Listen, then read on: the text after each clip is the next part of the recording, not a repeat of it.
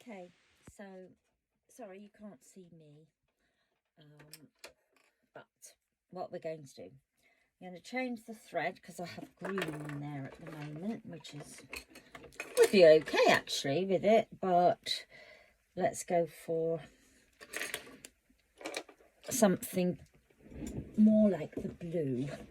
Okay, so in my room up here, I keep most of my threads on the reel, on the bobbins up there. So they're usually in sort of colour codes ish. So the green one could go back in, and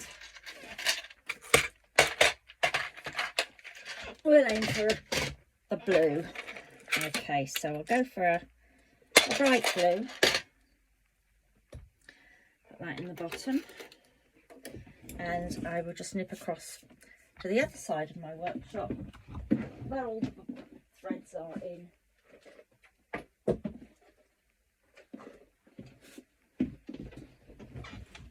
They're all in Tupperwares on the other side. All those handy little takeaway pots that the Chinese gives us. That's where I put them. Okay, so I'll just quickly thread this one up and then we'll be away. Okay.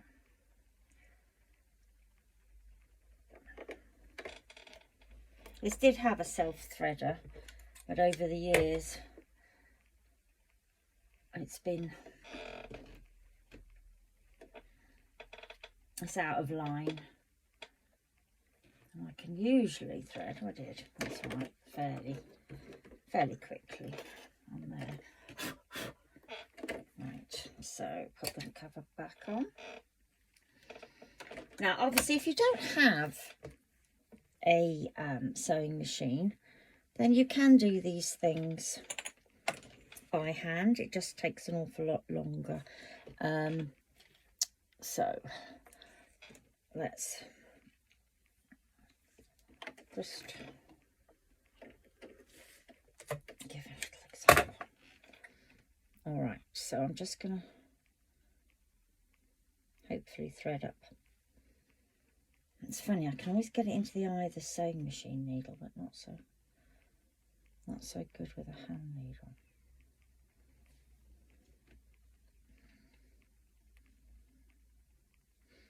And we're in. Okay, so towards the end, I tend to just wrap it around my finger, roll it off and pull, and then there's a little bit of a knot.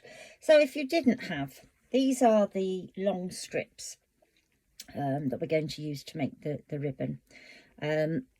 So I just thought I'd show you, if you wanted to hand sew, you can do a little bit what I call a back stitch, because that gives it a bit stronger. So you're going back in on yourself all the way across, small stitches, back to the other one, past, can you see that, past, so that becomes the middle, and away you go. All right, so if you were to do that, you could do that with all of your hand sewing, and then when you turn it the other side, you've got a seam. Okay, but obviously I'm not going to do that. We're going to use the sewing machine because you don't want to sit and watch me hand sewing. Okay, so this particular machine is a computerized machine. I was given this when I opened my shop. One of the gentlemen that I taught to sew gave it to me actually. When he wished me luck, and he went off and got married and lives a happy life somewhere. Right, so we're just going to stitch across, there, back again. All right, and I'm just joining the 3 pieces together just now while I've got the machine out.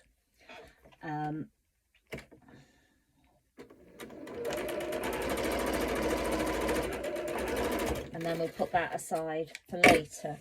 what we will be doing is we'll be folding it over again, giving it a bit of an iron, and then when we stitch it, what we'll do is we will put the bunting then in between there. Okay, so we're going to have 2 plain ends, so I cut out those extra blues. Okay, now if you want to pin and sew, then you may, but don't sew over your pins. So many people sew over their pins and it's dangerous. It's so dangerous. You need to stop when you come to a pin. It could quite easily break your needle or dent the pin or damage the machine. But I have known of people who's, unfortunately, they've got a needle in their eye, so we don't want that to happen to you. Okay, so I'm just holding mine together, and I'm using the edge of the foot to keep my line. Now, we don't look at the needle going up and down, we look where our fabric's going, and that helps you to keep a straighter line. Okay, so we're not watching the needle particularly until we get where we want to, the point. So turning, let me move that over there, the flywheel here, always turn the flywheel towards you, never away from you. So we're going to turn that so that the needle is down. Lift the arm, pivot our flag, push it down, and carry on sewing. Okay. So we're going to do that with all of our flags, and then we're just going to trim the point. And once you've done all of the flags, then you'll turn them through, and I just use the point of the scissors to just push gently the ends down to make a bit of a point. So the closer you cut the stitches, the finer the point, but the bits. And then what you would do then is you give that a bit of an iron. All right, so we've got 2 of those, so I'll do that again in a moment, because you don't want to watch me do every single one of them. And then while we were offline, I pinned the letters for Chloe onto the what's going to be onto the backs. So this part of the stage needs to be done next. So on my machine, I'm going to change it to a zigzag, which is our number 8. And then I'm going to bring my stitch down, and at the moment it's got a width of 5, and I want it down quite small and the length quite small, so that we can do a zigzag and stitch our letters on. So I'm just going to do this one here for you. Okay, and we're just going to go around the edge, over the edge. When you get near to the point, use the flywheel, keep your needle down, take your pin out. Okay, go across, slow down, maybe use your hand for just a little bit of it, bring that round, and we're just going to zigzag that in place.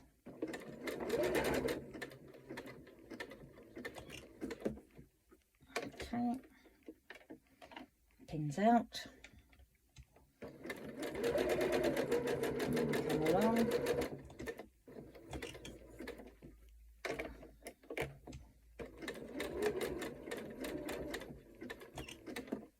turn over your edge,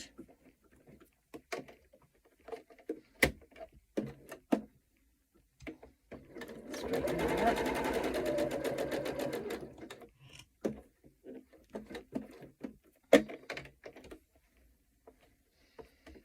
You can make your stitches a little smaller, but that's up to you. And if you're hand sewing, you could do blanket stitch, if you know what that one is, or just a running stitch along would just look just as pretty. Maybe using embroidery threads, so it's like the thicker threads, you know, that come in sort of 6 or 8 strands, something like that. Right, so on the last bit, give it so. Okay, just finish it off. Okay, so there we have the part for Chloe. Now, because the teddy bears, there's a teddy bear drinking a cup of tea, there's a teddy bear or a drink, and then there's a teddy bear cleaning its teeth, the teddy bear having a bath, etc. So what I've done is I've put them into the sequence, so when it's up on the wall or flying around, she's got the reminder of which way she's going to go to bed, cut it, do her teeth, etc. Right, so we're going to put the machine back to a straight stitch. Obviously, what I would normally do is sew all the letters first, but obviously I want to show you. I don't want to have to do every single one on camera for you, or you'll be bored stupid. And you might want to just get on and make your own. So, pin out, down to the bottom, pivot,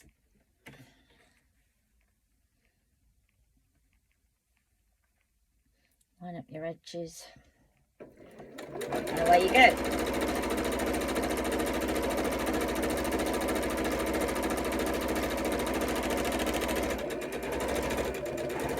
Okay. So,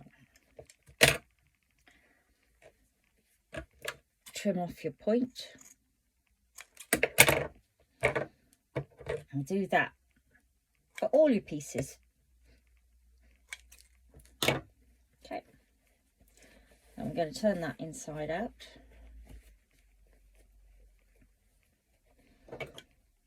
And point that through. And maybe just pull that a little bit more with that. Make it a bit bigger. Okay, and then that one is ready to do. So we've got the E on the back, and we've got the sleeping teddy in bed that side. So once you've done all of them, you would come back to your bit of binding. Okay, so the best thing to do is to use your iron, but as I say, my iron's not plugged in at the moment, so you'll just have to bear with me, and I'll just be a little bit cheeky and just do it by hand. I do have a great big steam iron there, but as soon as I turn that on, I have to turn my heating off, or it blows the fuses, because I'm only on an extension lead. Okay, so we're going to go along and pin this just now, iron. Okay.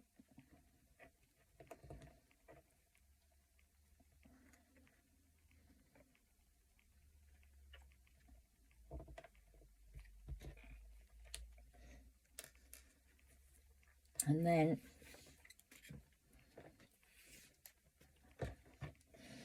we're going to want to add our letters. So going backwards, there is still a bit of the old pillowcase seam on here. So I'll just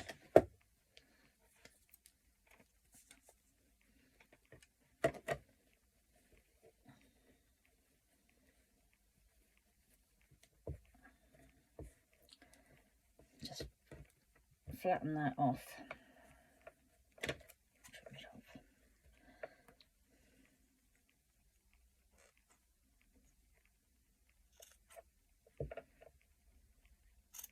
Now I'm just going to cut that off so that it doesn't make it too bulky.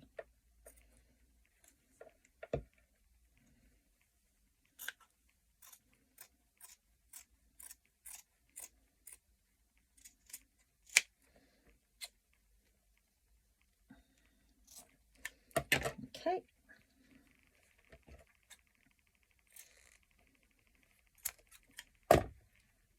So this is the plain one that's going on the end. All right. So you've got your seam pressed, because you're going to be good, aren't you? Not like me. All right. And just because my seam isn't pressed, I'm just going to put a couple of pins in there just to anchor this for a moment, because my hand will not bend it as well as it should. Okay, so turn that over once, bring that over the top. Ouch, that's not good. Get your pin and pin through all your layers. Okay, and once you've done that, you can come back over there, pull that pin out, and the same this side. Take your pin back out, pin through all the layers, and then we're going to leave, maybe, I like to leave a couple of my finger widths, an inch or so, between the lettering. You can leave as big a gap as you've got or as you want. All right, and then we're going to do the same with this other one. I should have cut those bits off first. That's what happens when you're doing something live, or fairly live. Okay, so we're going to cut that bit off. Okay, so fold it over again.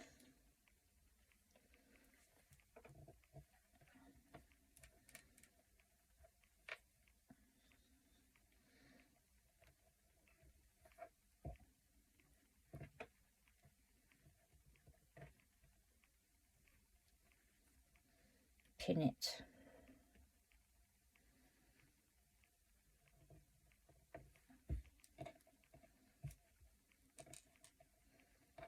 Bring that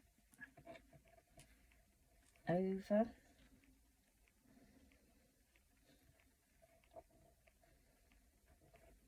Okay.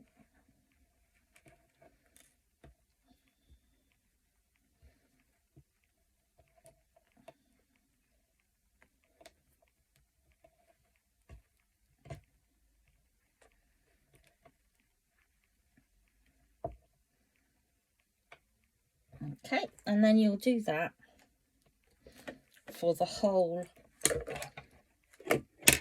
of your bunting. Make sure that you've got that other side caught in, because I haven't at the moment. Okay.